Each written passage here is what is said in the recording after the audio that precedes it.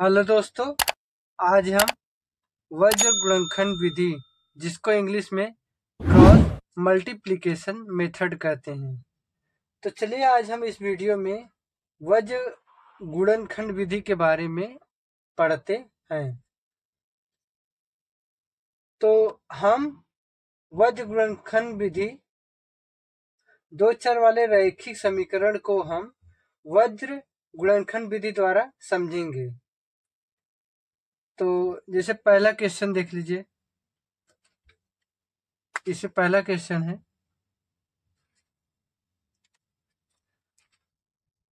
समीकरण 2x plus 3y equal to 46, 3x plus 5y equal to 74 को वज्र गुणनखंड विधि द्वारा हल कीजिए। तो चलिए हल करते हैं।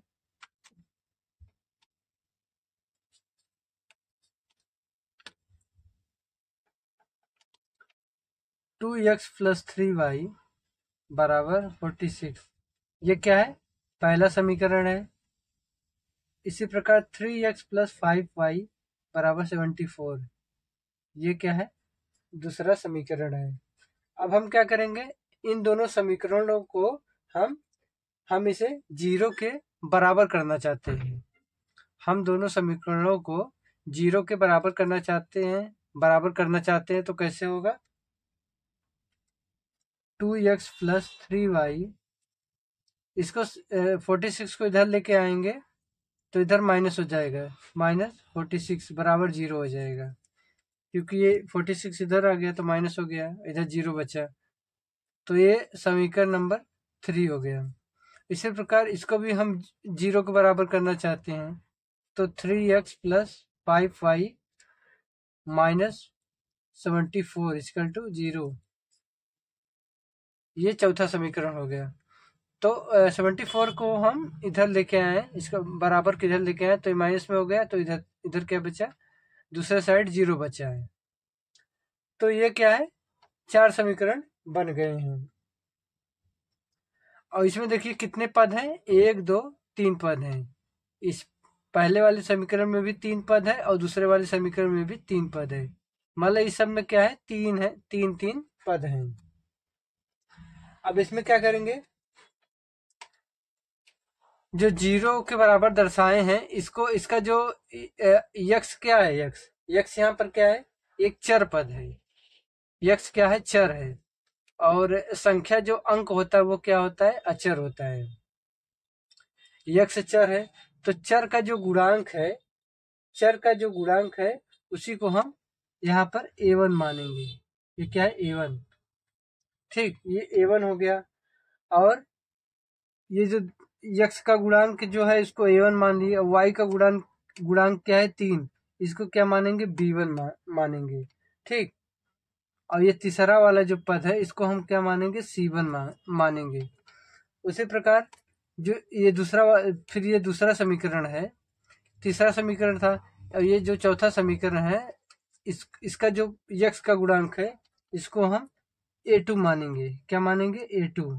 ठीक, अब y का जो गुणांक है इसको b2 मानेंगे, और ये तीसरा का क्या मानेंगे? इसको c2, ये है c2 मानेंगे। ठीक, हम इसको इस तरह ऐसा इसलिए कर रहे हैं क्योंकि अभी एक सूत्र बनेगा तो उसी पर हम रखकर इसको ज्ञात करेंगे।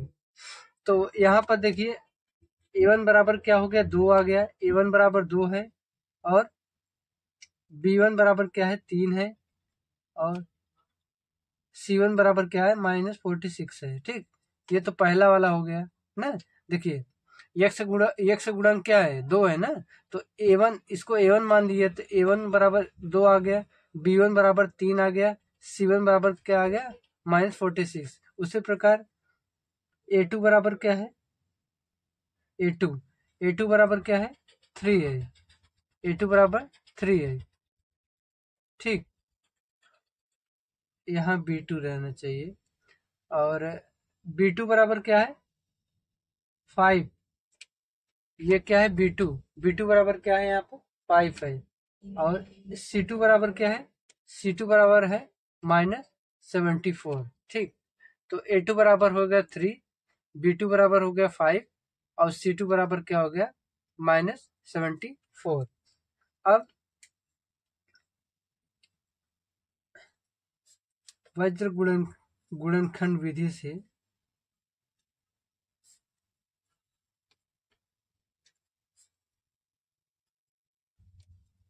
तो वज्र गुणनखंड विधि से इसका एक फार्मूला हम याद रखेंगे हमेशा।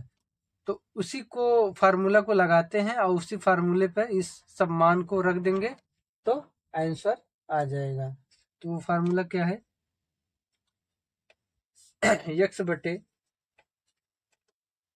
B1 C2 minus B2 C1 बराबर y बटे है C1 A2 minus C2 A1 बराबर 1 बटे A1 B2 minus A2 B1। अब A1 B1 C1 A2 B2 C2 का मान इसी में रख लेंगे, बस आ जाएगा आंसर। तो यहाँ लिखेंगे x बटे, तो B1 का मान क्या है यहाँ पर, B1 का मान है 3 गुड़े, यहाँ गुड़े का निशान है, N2 है ना, गुड़े का निशान है। और C2 का मान क्या है, C2 का मान कितना है -74 है माइनस। अब B2 का मान कितना है, B2 का मान 5 है गुड़े C1 का मान कितना है -46। C1 का मान क्या है -46 बराबर y बटे C1 का मान कितना है, C1 का मान है -46 गुड़े A2 का मान कितना है, A2 का मान है 3 माइनस C2 का मान कितना है, C2 का मान है -74 और A1 का मान कितना है, A1 का मान है 2।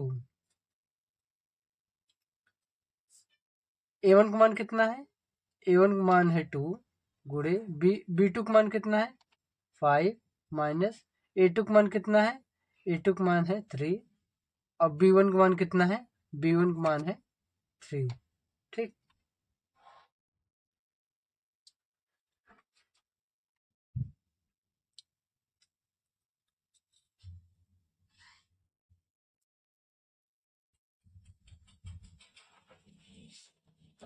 यहाँ होगा x बटे, यहाँ माइनस प्लस से माइनस हो जाएगा और 74 को गुणा 3 में करेंगे, 3 चौक 12 3 चौक 12 और 7 21 22 और यहाँ पर माइनस माइनस से प्लस हो जाएगा, 5 गुणा 46 में करेंगे, 5 छक 30 और हासिल लगा 3 और 5 चौक 20 20 3 23 बराबर y बटे, इसमें -46 गुणा 3 में करेंगे, 36 18 और 4 3 12 1 13, यहाँ पे माइनस माइनस से प्लस हो जाएगा और 74 का गुणा 2 में करेंगे, 4 दूनी 8 7 दूनी 14 बराबर 1 बटे 5 दूनी 10 माइनस 3 त्रिक 9। ठीक, अब यहाँ हो जाएगा x बटे 230 में से 222 गए, कितना होगा 8 हो गया।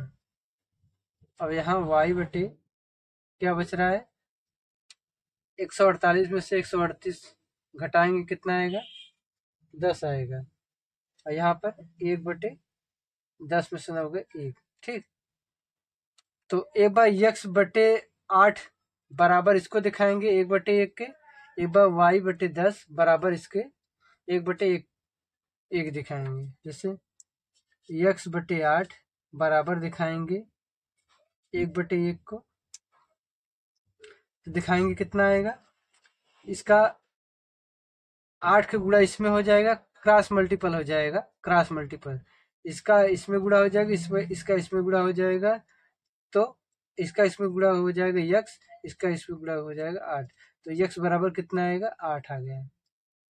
अब देखिए एक बार इसका तुलना इससे कर दिए हैं, अब एक बार इसका तुलना इससे करेंगे, क्यों कर रहे हैं, क्योंकि एक बार x का मान निकालेंगे, एक बार y का मान निकालेंगे। अब इसका तुलना एक बार y/10, इसका तुलना 1/1 से करेंगे तो इसका गुणा इसमें होगा, इसका गुणा इसमें होगा y होगा, इसका गुणा इसमें होगा 10 होगा।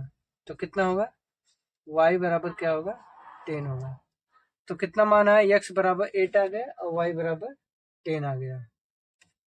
यही क्या है, इसका आंसर है।